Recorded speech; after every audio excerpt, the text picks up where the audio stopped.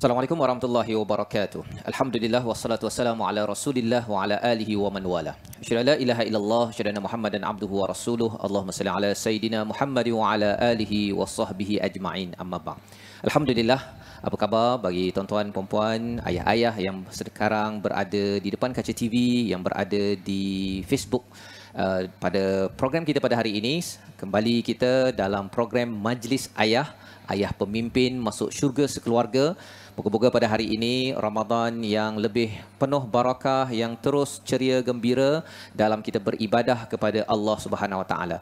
Alhamdulillah pada hari ini kita bertemu dan pada hari ini kita bersama dengan Syekh Abdul Karim Omar. Assalamualaikum Ustaz. Waalaikumsalam warahmatullahi wabarakatuh. Apa khabar Ustaz hari ini? Alhamdulillah. Alhamdulillah ya. Alhamdulillah kita bersama dengan penonton di rumah untuk sama-sama dalam Majlis Ayah. Tajuk pada hari ini ialah Ayah Bukan Mesin ATM. Ustaz ya. Alhamdulillah ini tajuk yang menarik dan kita ada tetamu juga nanti, pesan pakar untuk sama-sama kita mendengar. Yang sudah pastinya program ini kita ingin melihat kepada panduan wahyu daripada Allah Subhanahu Wa Taala. Bagi tuan-tuan yang berada di rumah, saya ucapkan terima kasih kerana masih setia untuk bersama untuk kita menghargai bulan Ramadan ini sebagai bulan diturunkan Al-Quran sebagaimana Allah nyatakan pada ayat surah Al-Baqarah ayat 185. Dan program Majlis Ayah ini, bagi tuan-tuan yang mungkin pertama kali mengikutinya, adalah inspirasi daripada surah At-Tahrim ayat yang ke-6. Bila Allah menyatakan, A'udzubillahi minasyaitonirrajim, ya ayyuhalladzina amanu qu anfusakum wa ahlikum nara. Wahai orang-orang yang beriman, jagalah diri kamu, ahli keluarga kamu daripada bakaran api neraka. Allah amat sayang kepada kita. Allah inginkan kita agar jangan tersentuh walaupun dengan satu saat neraka sebagai azab. Tetapi Allah siapkan juga kerana itu untuk melambangkan keadilan Allah. Agar kita berusaha keras, ayah-ayah yang berada di rumah, yang mungkin sekarang ini menonton di tempat kerja mungkin, ataupun dalam perjalanan balik pulang, ataupun dalam kesibukan yang ada, bahawa Allah itu adil. Ya, Allah ingin memberikan kebaikan kepada orang-orang yang melaksanakan kebaikan, tetapi ada hukuman kepada orang-orang yang tidak taat, yang tidak menjaga keluarga, tidak menjaga amanah. Yang kita doakan bagi tuan-tuan adalah orang-orang yang sentiasa committed. Dan itu sebabnya 3 sudut yang kita ingin lihat bagi setiap program kita berdasarkan kepada surah At-Tahrim tadi. Yang pertama, kita ingin lihat bagaimana bina syurga di rumah. Itu yang pertama. Bagaimana kita nak membina suasana bahagia dalam keadaan kita banyak ujian dalam PKP, COVID-19, kita masih lagi ingin bina syurga di rumah. Yang pertama. Yang keduanya, kita ingin membina rumah di syurga, menempah rumah di syurga kerana tempahan itu bukan sekadar bayar 1,000, 2,000, 5,000 sebulan, tetapi ia perlu dibayar dengan mengikut panduan ilahi. Dan yang ketiganya ialah bagaimana berjuang masuk syurga sekeluarga. Apa yang perlu kita buat setiap hari, apa yang perlu kita buat bersungguh-sungguh agar Allah mengurniakan rahmahnya kepada kita. Jadi inilah 3 perkara yang kita akan lihat pada hari ini. Kita ingin mulakan majlis kita ini dengan menjemput kepada Ustaz Syekh Abdul Karim Omar memimpin bacaan Ummul Quran Al-Fatihah. Dan Ustaz, kali ini Ustaz nak bacakan dengan gaya bagaimana Ustaz? Dengan gaya kita insyaAllah akan baca bacaan surah Al-Fatihah versi Syekh Mishari ya. Syekh Mishari. Ya, insyaAllah. Ini beliau daripada Kuwait kalau tak silap ya Ustaz ya. Daripada Kuwait ya. Baik, jadi silakan Ustaz memulakan memimpin tuan-tuan di rumah. أعوذ بالله من الشيطان الرجيم بسم الله الرحمن الرحيم الحمد لله رب العالمين الرحمن الرحيم مالك يوم الدين إياك نعبد وإياك نستعين اهدنا الصراط المستقيم صراط الذين أنعمت عليهم غير المغضوب عليهم ولا الضالين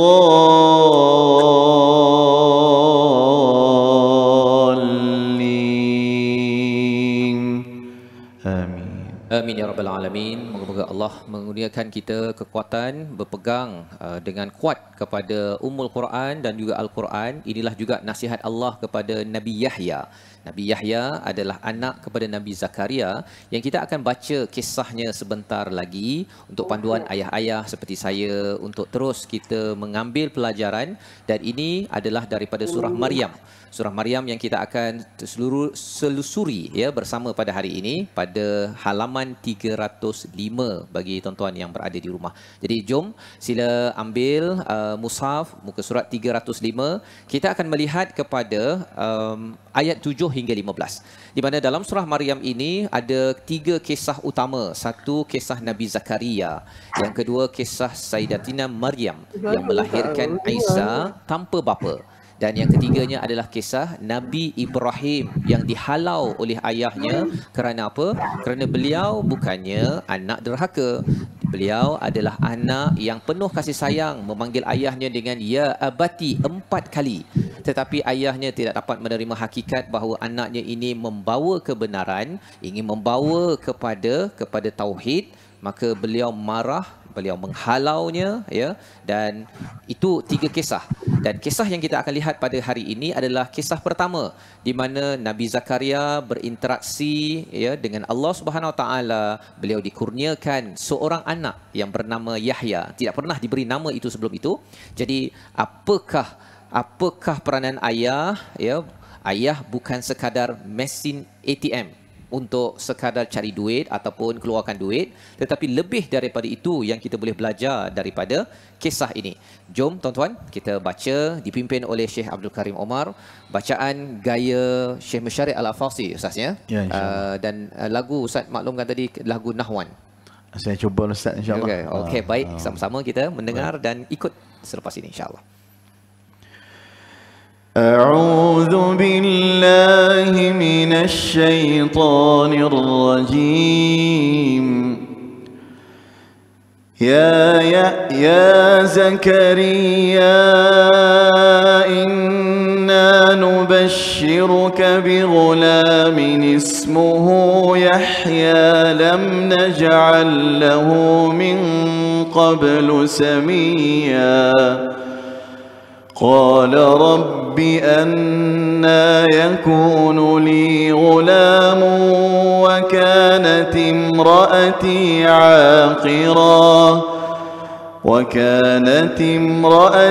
عاقرا وقد بلغت من الكبر عتيا قال كذلك قال ربك هو علي هين وقد خلقتك من قبل ولم تك شيئا قال رب اجعل لي آية قال آيتك ألا تكلم الناس 3 ليال سويا فخرج على قومه من المحراب فأوحى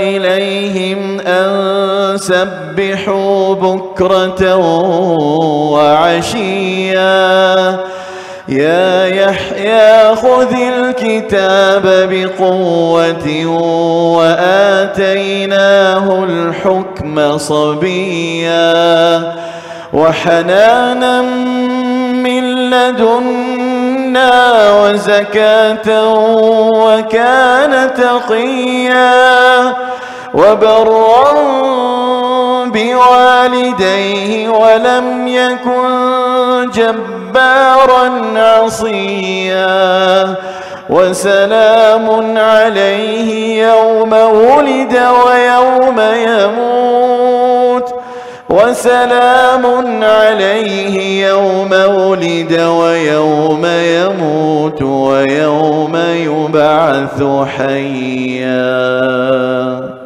صدق الله العظيم. Surahul Azim ini adalah daripada surah Maryam ayat 7 hingga 15 sebentar tadi. Masya-Allah. Terima kasih Ustaz ya berkongsi memimpin bacaan sebentar tadi.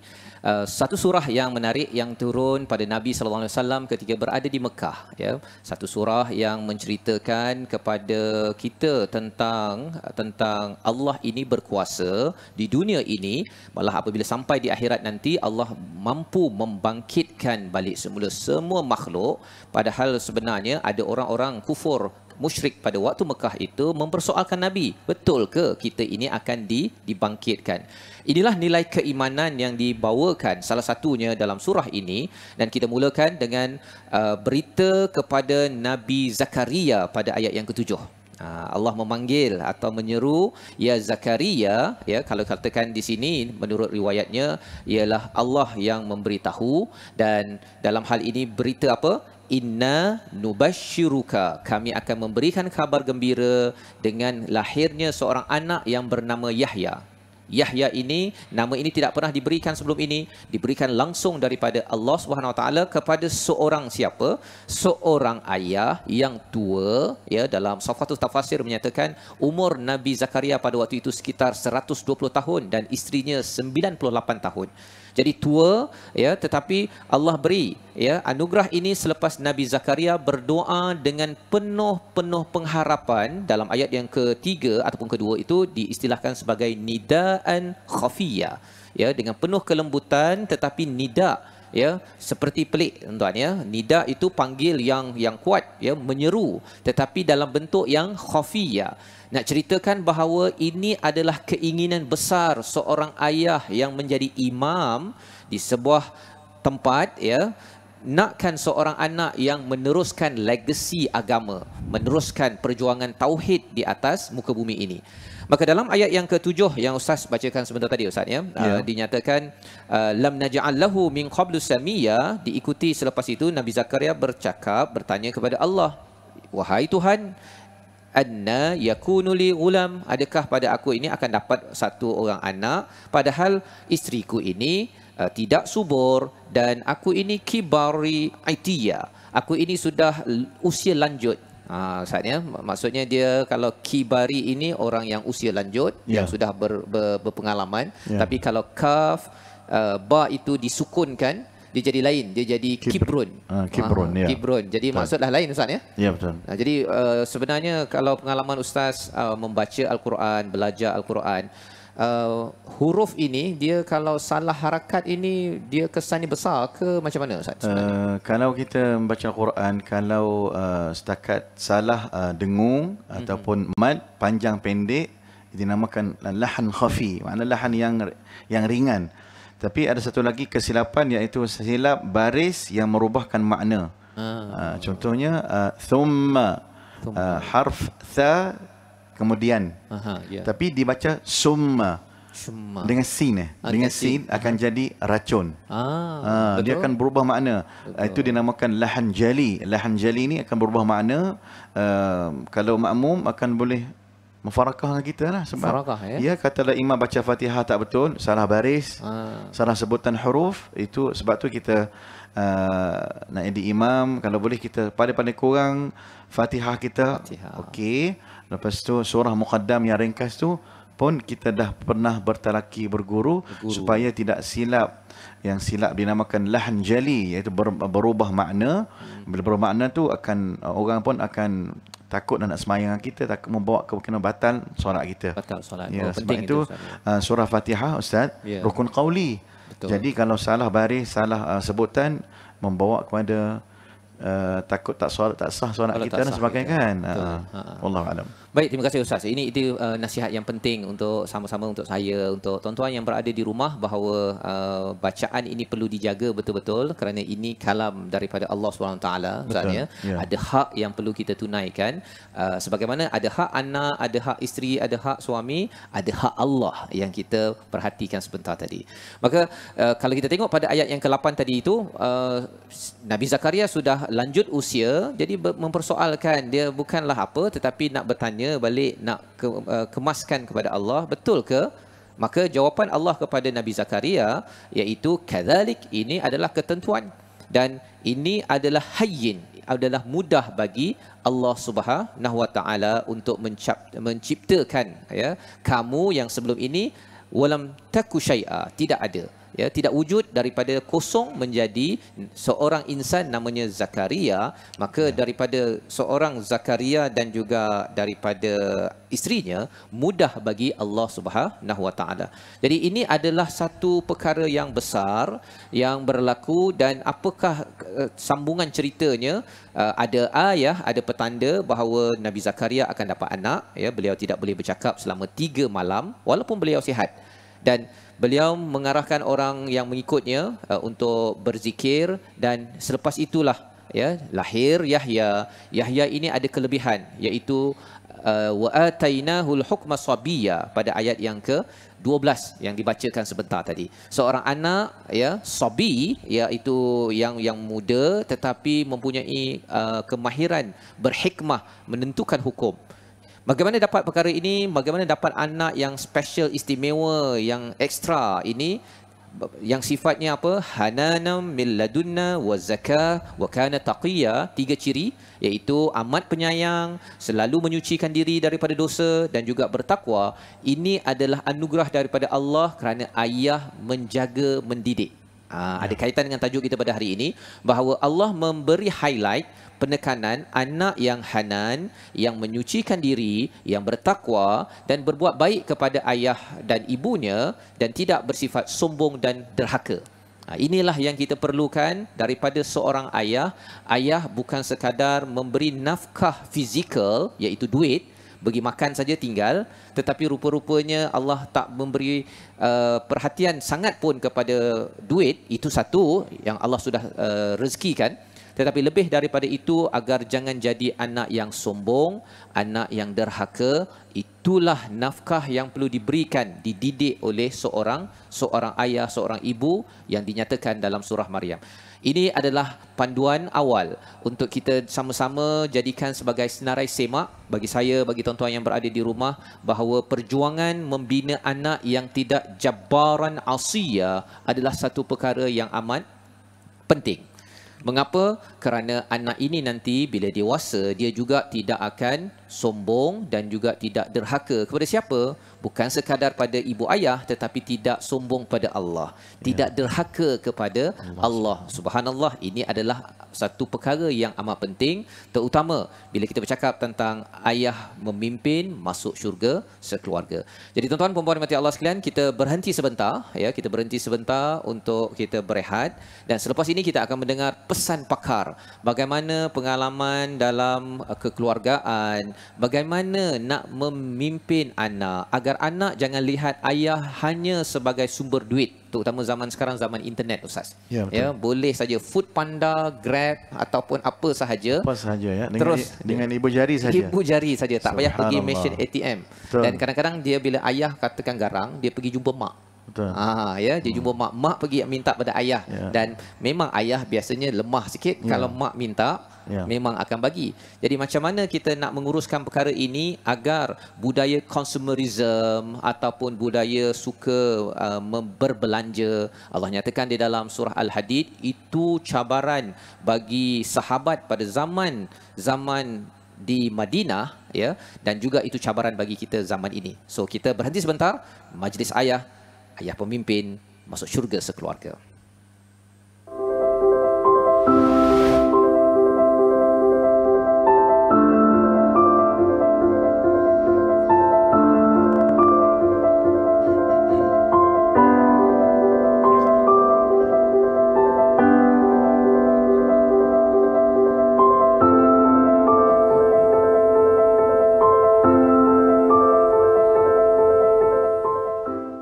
Kembali kita dalam majlis ayah-ayah pemimpin masuk syurga sekeluarga. Pada hari ini kita melihat kepada tajuk kita, ayah bukan mesin ATM, di mana kita melihat kepada perjuangan Nabi Zakaria bersama anaknya Yahya dalam surah Maryam, di mana ayah mendidik, Nabi Zakaria mendidik, membina anak yang tidak jabbaran asiya, tidak sombong dan tidak derhaka.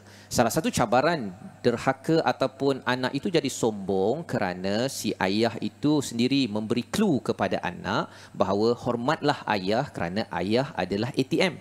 Itu clue yang salah, yang boleh dibaiki, dan kali ini kita bersama dengan pakar Profesor Datuk Dr. Halina Halizah Siraj daripada Pengarah Pusat Citra Universiti Kebangsaan Malaysia untuk berkongsi. Assalamualaikum Doktor. Waalaikumsalam warahmatullahi wabarakatuh. Apa khabar hari ini? Alhamdulillah, alhamdulillah. Saya Alhamdulillah. sangat Hari ini kita bersyukur. dalam tajuk kita ayah bukan mesin ATM, doktor ya. Dalam konteks kita zaman sekarang, kita ada Food Panda, kita ada Grab Food, kita ada Lazada dan Shopee. Dekat dalam telefon sahaja, anak boleh picit sahaja, dia akan hormat ayah. Tapi kalau picit, tak boleh picit selepas itu, dia tak hormat ayah. Macam mana nak memastikan kita ini tidak membina ataupun tidak menjadikan ayah sebagai mesin ATM, Doktor? Silakan. Okey, terima kasih Ustaz Fazrul dan Ustaz Abdul Karim ya. Tajuk ni sangat menarik sebenarnya sebab saya pun apabila diberi tajuk ni saya membuat sedikit refleksi lah kan ya. Agaknya anak-anak kita sekarang ni macam yang Ustaz Fazrul katakan, apa saja yang dia nak dah boleh dapat. Hingga kan dia mungkin melihat ayahnya dan juga ibunya macam mesin ATM pula kan. Dan kalau tambahan lagi, kalau misalnya kita lihat ibu dan ayah juga mungkin menggunakan apa orang kata wang ini sebagai umpan ya, ataupun mungkin minta maaf nak katakan, saya bukan mengatakan orang saja, mungkin diri saya sendiri juga. Kadang-kadang nak menutupi apa kekurangan-kekurangan kita ya. Kadang-kadang sebab kita ni sibuk bekerja, jadi mungkin masa dengan anak ni tak banyak. Jadi kemungkinan kita kata alahai sian dia orang kan. Jadi mainlah kita apa orang kata kita belanjakan duit kita. Jadi dan secara tidak langsung kita sebenarnya telah memberikan anak kita satu message yang jelas ya, bahawa semuanya kalau ada duit tak payah susah-susah. Sehingga kan anak kita mungkin sampai tak menghargai ya Ustaz Fazrul tentang rezeki pemberian Allah Subhanahu Wa Taala ni. Yang dia nampak macam senang aja kan, minta je dapat ya. Walaupun kadang-kadang kita sebagai ibu bapa ni sebenarnya perit ya, ada apa orang kata bukannya cukup sangat pun ya. Dan yalah ni sementara COVID kita ni dengan PKP ni, kita nampaklah bahawa sebenarnya reserve keuangan keluarga di Malaysia ni sebenarnya sangat sikit ya. Maknanya tak boleh bertahan pun mungkin dalam sebulan atau 2 bulan. Itu satu yang sangat membimbangkan. Adakah itu disebabkan oleh gaya hidup kita agaknya ya, yang mungkin boleh dikategorikan sebagai boros. Maknanya apa saja tak payah fikir, beli je. Dan mungkin kita pula khususnya ibu ayah yang mungkin dibesarkan dalam suasana yang berkekurangan dulu. Jadi apabila kita membesarkan anak kita pula, kita tak nak anak kita macam kita dulu kan, nak beli apa-apa mungkin kena berkira-kira adik-beradik ramai. Tapi dalam konteks itu sebenarnya kita perlu memastikan anak-anak kita tidak melihat kita ni, baik ayah atau ibu ni, sebagai mesin ATM saja. Walaupun ya betul tanggungjawab ayah itu adalah untuk memberikan nafkah. Ya Ustaz, kalau tengokkan nafkah tu tidak terputus ya, walaupun dengan sebab perceraian. Yang ni saya mungkin nak sangat ingatkan kerana buat masa ni ramai sangat ya bapa ya yang tidak memberikan nafkah yang sepatutnya ya untuk menyara kehidupan anak-anak, khususnya kalau lepas bercerai. Jadi seolah-olah semuanya tertanggung kepada ibu tu ya. Jadi nafkah yang dimasukkan ini adalah makan pakainya ya, makanannya, minumannya, tempat tinggalnya, dan ini dia ya, pendidikannya ya, disiplinnya, hal ehwal perubatan dan kesihatannya, banyak sekali. Jadi oleh sebab tu anak-anak kita mungkin kena melihat kita sebagai sumber segalanya itu ya. Kita memenuhi kehidupannya bukan hanya melalui keuangan saja. Dan itu yang saya kira menjadi cabaran besar untuk kita memberikan satu kefahaman bahawa ya pertama ayahnya memang kena cari rezeki ya yang halal dan kos kehidupan kita hari ini sentiasa meningkat. Saya rasa ni konteks PKP dan juga COVID-19 ini, pandemik ini memberi kita peluang untuk menerangkan kepada anak-anak kita, khususnya yang dah kira cerdik lah ya, yang dah berakal ni untuk melihat betapa kita perlu adanya ya reserve keuangan untuk perkara-perkara seperti yang mendatang sebegini ni ya.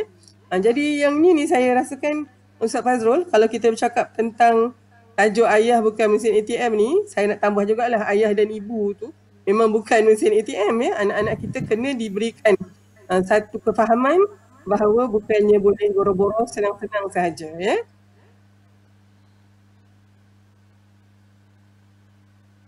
Okey, jadi itu adalah perkara pertama, Doktor ya. Maksudnya ialah jangan jadikan duit ini untuk menutup kekurangan semata-mata, satu, dan yang keduanya ialah perlu diberikan kefahaman bahawa simpanan dan ayah bukan sekadar tempat untuk mendapatkan duit semata-mata, tapi lebih daripada itu. Kalau boleh anak minta pendidikan, kata doktor sebentar tadi, ayah kena menjaga segala-galanya itu. Maksudnya anak kalau selama ni dia mungkin kata saya tak cukup duit, tapi kalau ini saya tak cukup lah Quran, macam tu yang dapat dibayangkan. Boleh komen? Betul. Masya Allah, saya kalau kata anak murid ni, Ustaz Fazrul ni memang cerdik betul lah ya, dia dah dapat tangkap dah kan. Jadi sebenarnya daripada anak-anak ni minta kepada ayah tak cukup duit ya, asyik-asyik tak cukup saja, budak-budak ni pula berapa banyak pun tak cukup je lah kan ya. Sekejap dia punya top up lah, sekejap lagi dia punya online, sekejap tadi lah Shopee, Lazada datang semua tu kan. Tapi anak-anak kita kalaulah ya boleh meminta kepada ayahnya, ayah saya ni kurang pendidikan ni ya, saya perlu ya untuk diberikan pendidikan tahap yang paling tinggi yang boleh saya capai, ataupun mungkin ya dari sudut disiplin Ustaz Fazrul ya, kita mungkin kena mengingatkan diri kita bahawa akhlak dan disiplin serta adab itu adalah sesuatu yang datangnya dari ibu dan ayah. Ya, dan kalau misalnya kita tidak memberikan keutamaan dalam konsep ini, dalam konteks disiplin, sebenarnya kita pun akan ada masalah dari sudut dia punya sikap berjimat cermat yang merupakan satu disiplin sebenarnya ya. Jadi dan mungkin saya suka juga nak mengambil peluang ini, terutamanya macam di pengajian tinggi ya, seperti di universiti, kita banyak menekankan tentang keusahawanan ya, ataupun entrepreneurship ya. Di sini ni zaman lepas COVID ni, saya nampak sangat-sangat penting kita mengajar anak kita untuk menjadi pencipta pekerjaan, job creator, bukannya job seekers. Oleh sebab itu, saya kira sesuai dengan tajuk ini, dia tak boleh harap saja mak ayah dia tu hulur untuk dia, tapi dia sendiri kena melihat bagaimana dia boleh mencipta pekerjaan yang boleh menghasilkan nafkah kehidupan dia sendiri ya. Maknanya nanti bagaimana dia boleh menggunakan peluang yang ada ni untuk meningkatkan keusahawanannya. Kalau kita kata keusahawanan ni mesti bisnes kan, Ustaz Fazrul, macam mestilah berniaga. Sebenarnya keusahawanan ni lebih kepada aspek mengambil peluang. Ya, saya mungkin nak berkongsi apa yang Dr. Samuddin Yaakob pernah nyatakan. Dia kata usahawan ni orang yang boleh membau ya, boleh bau peluang dan ruang. A person who can smell opportunities. Jadi itu sebenarnya ya mereka yang ada keusahawanan. Jadi dengan itu ya mungkin untuk rangkumkan apa yang kita bincangkan ni, bukan saja anak-anak kita tidak boleh melihat kita ni sebagai the ready source of income. Maknanya alah kalau tak ada duit pun mak ayah boleh tanggung. Bukan gitu. Kita bukan ATM kita, tapi kita mesti menanamkan kepada mereka sikap untuk mampu memajukan diri sendiri dengan keusahawanan ya. Jadi ini mungkin bulan Ramadan ni kita tanya dia, okey apa yang mungkin boleh kita jual contohnya ya, dengan atas talian dan seterusnya. Dan dia akan memberikan anak kita satu pengalaman yang sangat penting, bahawa duit itu bukannya ya, hanya macam di dalam ATM tu tekan-tekan kita punya pin keluar, tapi dianya ada banyak proses yang berlaku, dan mudah-mudahan anak kita insya-Allah akan menjadi insan yang ya boleh mencorak masa depannya sendiri, bukan hanya masa depan dia tapi juga mampu ya memberi peluang pekerjaan kepada orang lain insya-Allah. Terima kasih diucapkan pada Profesor Datuk Dr. Halizah Siraj, pakar kekeluargaan dan pengarah Pusat Citra UKM berkongsi sebentar tadi. Maksudnya ayah bukanlah sekadar mesin ATM. Kalau boleh bina anak tu dia jadi ATM juga ya doktor ya. Maksudnya dia mencari, dia hidu ruang, peluang, sampaikan tak apa ayah, tak payah ayah cucuk untuk saya dapat duit. Saya boleh bina sendiri yang disimpulkan dengan mencipta pekerjaan, budaya keusahawanan, seminimum di rumah itu ada sistem yang dibuat untuk menghasilkan idea-idea, dan anak tidak mudah mendapat duit kecuali setelah berusaha untuk menekan di atas telefon memesan daripada Lazada. Jadi terima kasih diucapkan pada Profesor Datuk Dr. Halizah Siraj. Assalamualaikum doktor. Waalaikumsalam warahmatullahi wabarakatuh. Baik, itulah pesan pakar sebentar tadi yang amat penting untuk kita beri perhatian. Dan sebenarnya kalau kita kembali kepada sirah Nabi Muhammad sallallahu alaihi wasallam, Nabi Muhammad itu sendiri adalah seorang yang telah dilatih dengan keusahawanan, sehingga kan beliau pada seawal 11-12 tahun bersama Abu Talib, kemudian menjelang 19 tahun, 25 tahun berkahwin dengan Khadijah.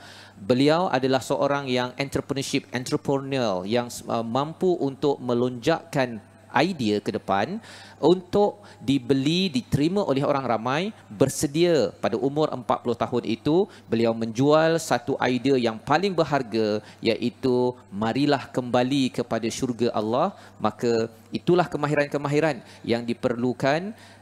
Mengapa? Kerana tarbiyah pendidikan Nabi itu bukan sekadar berjumpa pakcik, berjumpa atuk nak duit, bukan semudah itu, tetapi berjumpa dengan orang-orang ini telah dilatih dengan budaya agar tidak semudah mesin ATM. Inilah pelajaran yang kita boleh ambil. Dan mungkin saya nak bertanya juga kepada Syekh Abdul Karim pasal Ustaz lahir di Mekah Ustaz ya. Hidup lama di sana. Ada budaya di sana terutama bulan Ramadan ya. Budaya, pasti ada budaya baik daripada ayah-ayah kepada anak-anak di kawasan Makkahul Mukarramah. Pengalaman Ustaz, boleh Ustaz kongsikan sikit bagaimana budaya bukan sekadar dapat untuk si anak, tapi budaya memberi pada bulan Ramadan. Bismillahirrahmanirrahim. Terima kasih kepada Ustaz. Sebenarnya saya teringat waktu usia saya 8 tahun, 9 tahun, waktu belajar tahfiz di Masjidil Haram. Bila balik daripada Masjidil Haram, ramai daripada kalangan ayah-ayah membawa anak-anak untuk memberi sumbangan, memberi sedekah, makanan, wang dan sebagainya kepada anak-anak tahfiz, kepada jamaah yang datang umrah ketika melaksanakan umrah di Masjidil Haram pada bulan Ramadan. Jadi dan ada juga penyumbang-penyumbang yang muhsinin yang memberi infak, sedekah, dia bagi ke rumah Ustaz. Rumah. Dia bawa anak, bawa pembantu, bawa duit segundi. Oh, subhanallah. Ya, tak ada transfer macam sekarang, tak ada. Sekarang ni semua transfer ya, nak apa pun transfer tak ada. Dulu memang dia datang penginfak tu ataupun muhsin tu datang, di sana panggil muhsinin, orang yang memberi infak. Jadi datang orang kaya tu masya-Allah bawa anak sekali dan bawa pembantu dia, driver dia ke, bawa duit segundi Ustaz. Naik ke Bukit Mekah tu saya ingat lagi. Dia ketuk rumah, ketuk pintu. Assalamualaikum. Kalau biasanya di akhir-akhir Ramadan, 10 akhir Ramadan, ramai penyumbang-penyumbang datang ke rumah-rumah. Bukan rumah miskin, fakir miskin, tak. Memang dia, masyarakat ni macam tu. Oh, begitu. Jadi situ satu benda yang dia ajarkan anak-anak untuk menjadi seorang yang sentiasa memberi, bukan sentiasa menerima sahaja. Ya, maknanya dia kita al-yadul a'la khairun min yadis sufla. Maknanya tangan yang memberi lebih baik tangan yang selalu tadah ataupun meminta. Jadi saya tengok orang Arab ni satu benda yang bagus ialah dia ajar anak daripada kecil-kecil lagi Ustaz. Jadi masya-Allah dia bagi duit. Dia tanya, ni keluarga ni ada berapa orang? Orang tua, dia kata dewasa orang tua 2 orang. Dia bagi 500. Kanak-kanak dia bagi 100 orang Ustaz. Saya tengok, ya Allah, ini budaya ni kesan sampai sekarang ni. Dan saya pun ajar anak-anak juga supaya pergi masjid, ini bagi duit RM10. dalam tabung. Bawa masuk tabung. Okey. Dia tahu dah. Nampak kita bagi tabung dengan secara tak langsung dia pun, abah, baba nak duit untuk nak bawa tabung, dengan secara tak langsung dia akan jadi seorang yang sentiasa nak beri. Ataupun kita pun dalam situasi di luar nanti kita sentiasa membelanja orang. Jangan tunggu orang belanja kita. Ya, jadi sentiasa jadi orang yang baik hati. Baik hati. Ya. Baik, terima kasih Ustaz. Berkongsi pengalaman hidup di kawasan Mekah di sana. Budaya yang bagus, budaya bukannya anak itu diajar untuk sentiasa menerima. Ya, itu maksud yang tadi itu. Ayah bukan sekadar mesin ATM untuk anak menerima. Apa yang perlu Ustaz ya. Tetapi bila selalu anak itu dididik untuk memberi, mengutamakan orang lain sampai kepada tahap ithar kalau dapat ke arah situ. Subhanallah, inilah tarbiyah pendidikan yang penting, dan ia sumber daripada tarbiyah mana, pendidikan mana, sudah tentu ayah yang ada di depan kaca TV sekarang ya. Mungkin lepas ini dah boleh dah Ustaz ya. Ambil duit itu boleh ayah transfer, tetapi keluarkan duit itu, cash itu, kemudian anak itu masukkan tabung ataupun buat kuih hantar kepada jiran. Betul, ya, ataupun kalau tidak pun kongsi dengan rakan. Ini perkara yang boleh kita ambil pelajaran daripada perkongsian daripada Profesor Datuk Dr. Halina Halizah Siraj dan juga Syekh Abdul Karim sebentar tadi. Tuan-tuan dan puan-puan Allah sekalian, atas dasar itu kita ingin sama-sama keluarga kita dibiasakan dengan budaya infak, dengan budaya mengutamakan orang lain. Dan mari kita sama-sama berdoa agar Allah mengizinkan keluarga kita adalah keluarga yang sentiasa baca Al-Quran, sentiasa solat dan juga sentiasa infak, kerana formula ini daripada Al-Quran. Allah cakap lan tabur, tidak akan rugi.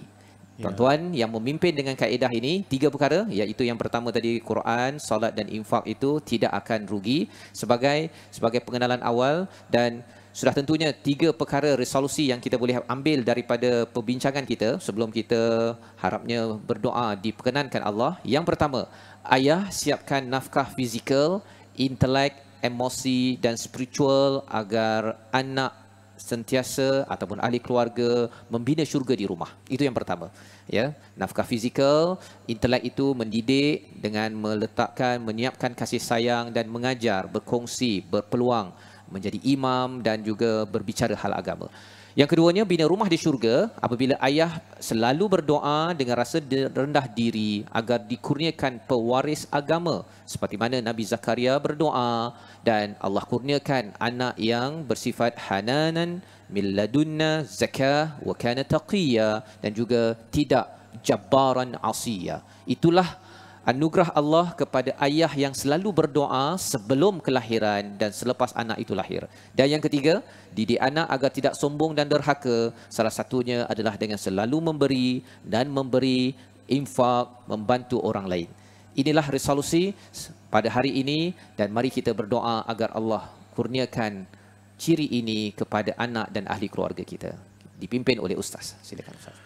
بسم الله الرحمن الرحيم الحمد لله رب العالمين وصلى الله على نبينا محمد وعلى آله وصحبه أجمعين اللهم اجعل جمعنا هذا جمعا مرحوما وتفرقنا من بعده تفرقا مباركا معصوما ولا تجعل فينا شقيا ولا مطرودا ولا محروما اللهم يسر لنا أمورنا أمور الدنيا والآخرة ارزقنا من الحلال وجنبنا عن الحرام وتمم نياتنا برحمتك يا أرحم الراحمين اللهم هب لنا من أزواجنا وذرياتنا قرة أعين واجعلنا للمتقين إماما يا الله يا Tuhan kami, ampunilah segala dosa kami ya Allah, ampunilah segala dosa ibu bapa kami ya Allah, ampunilah segala dosa anak-anak kami ya Allah. Ampunilah segala dosa muslimin dan muslimat ya Allah.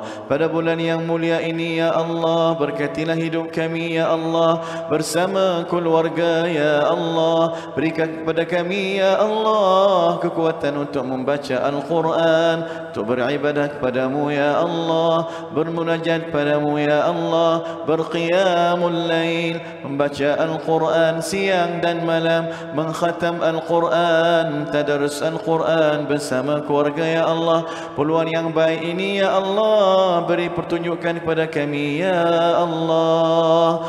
Rabbana alaika tawakkalna wa ilaika anabna wa ilaika al-masir. Rabbana atina fid dunya hasanah wa fil akhirati hasanatan wa qina adzaban nar.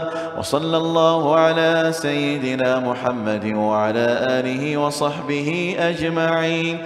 Walhamdulillahi rabbil alamin. Amin amin ya rabbal alamin. Moga-moga Allah mengurniakan kemampuan kita, diizinkan untuk selalu bersama dengan Al-Quran, selalu dilembutkan hati kita dengan Al-Quran, kerana dengan lembutnya hati kita pada bulan diturunkan Al-Quran, Nabi menunjukkan contoh. Bila makin banyak bersama Al-Quran, hati kita lembut, hati ini mudah untuk menginfakkan. Dan salah satu cara bagaimana ayah-ayah boleh sama-sama melembutkan hati ahli keluarga, ajaklah kepada Al-Quran. Satu program yang kita akan adakan nanti pada 13 Mei 2020, World Quran Hour, adalah satu kempen untuk lebih ramai lagi hati dilembutkan dengan Al-Quran. Kalau ada ayah yang merasakan ada ahli keluarga yang suka meminta ataupun suka berbelanja, sebenarnya Al-Quran pasti akan melembutkan hati, dan tiba-tiba nanti kita akan lihat bahawa ahli keluarga kita amat-amat mudah untuk menginfakkan harta, bukannya menerima dan meminta harta ataupun duit daripada orang-orang di sekeliling. Dalam masa yang sama, kita ada peluang untuk kita infak, mewakafkan Al-Quran. Bagi tuan-tuan yang berada di depan kaca TV, wakaf Al-Quran ke hospital dan pusat kesihatan. Mungkin ini apa yang dicadangkan oleh Syekh Abdul Karim sebentar tadi. Boleh ya kita dermakan bersama anak, tunjukkan bagaimana proses ini agar anak tahu bahawa kita mewakafkan Quran ini untuk kita belajar menghargai orang lain agar Allah menghargai kita selepas ini untuk ke syurga. Inilah kempen yang diharapkan tuan-tuan, lebih banyak lagi kita mendapat manfaat daripada Al-Quran. Quran ini kalau diturunkan di atas gunung akan pecah dan akan berselerakan gunung tersebut. Apabila ia sampai kepada hati kita, malah lebih lagi, moga-moga pada hari ini kita dapat sedikit tazkirah daripada Allah Subhanahu Wa Taala, dan terus kita dipimpin atas hidayah, kerana Allah berjanji tidak akan sedih, tidak akan bimbang kalau kita menguruskan keluarga ini jika kita kembali pada hidayah. Inilah panduan yang Allah nyatakan dalam Al-Quran. Jadi insya-Allah ulangan bagi program kita ini akan berlangsung pada jam 10.30 malam di Astro Oasis dan 4.30 di TV Al-Hijrah. Dan insya-Allah kita bertemu lagi tuan-tuan pada hari esok pada masa yang sama dalam tajuk lain, masih lagi dalam Majlis Ayah. Ayah memimpin masuk syurga sekeluarga. Assalamualaikum warahmatullahi wabarakatuh.